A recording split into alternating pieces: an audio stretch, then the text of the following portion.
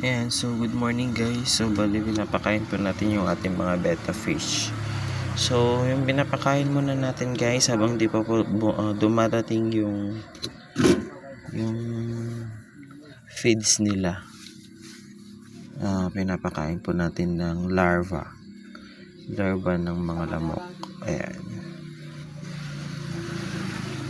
Yung kitty guys.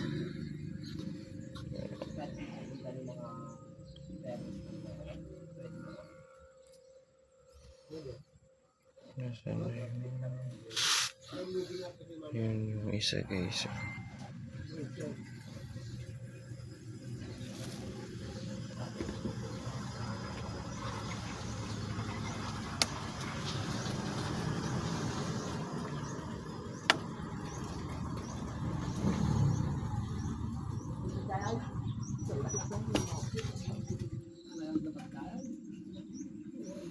So yun lang guys, don't forget to subscribe and hit the notification bell.